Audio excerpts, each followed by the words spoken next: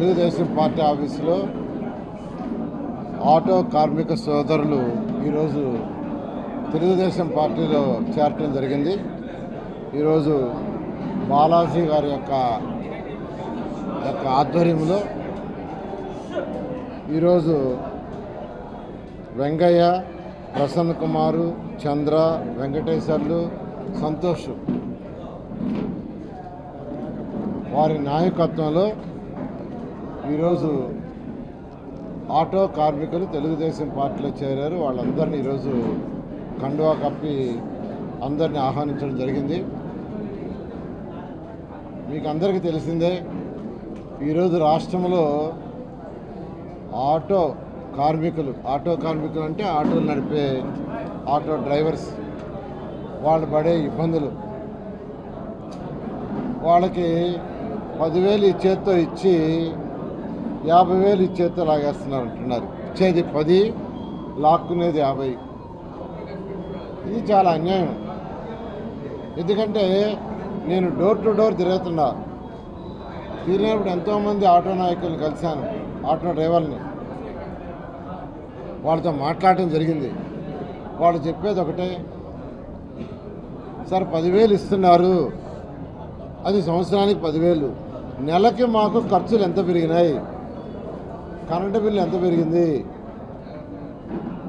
తినే తిండి మీద వస్తువుల మీద ఎంత పెరిగింది, అది నెల ఎంత పెరిగింది లెక్కేస్తే ఎన్నో రెట్లు పెరిగిపోయింది.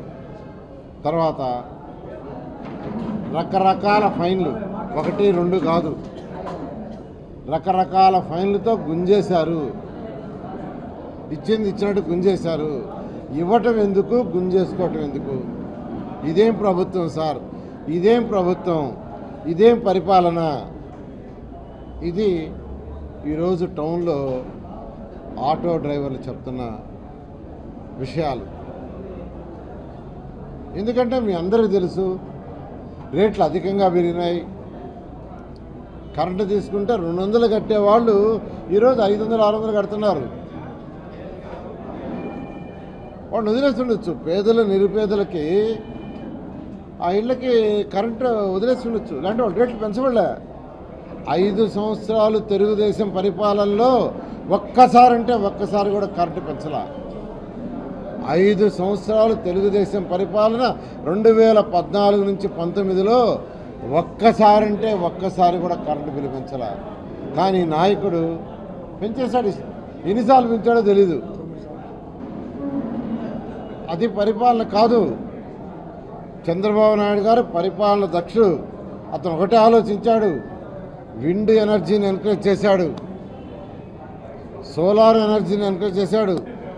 సోలార్ ఎనర్జీ అంటే సూర్యరశ్మి ద్వారా పవర్ జనరేట్ చేసేది.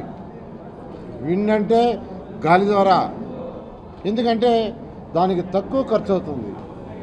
వాటిని ఎక్కువ ఎంకరేజ్ చేశాడు. ఎక్కువ ప్రొడక్షన్ ఈ రాష్ట్రంలో వస్తే తక్కువ రేటుకి కరెంటు వస్తుంది. ఇంకొక 5 సంవత్సరాలు అదే పరిపాలన జరిగి ఉంటే అందరి కరెంటు బిల్లులు కనీసం 20% తగ్గించేసినవాడు.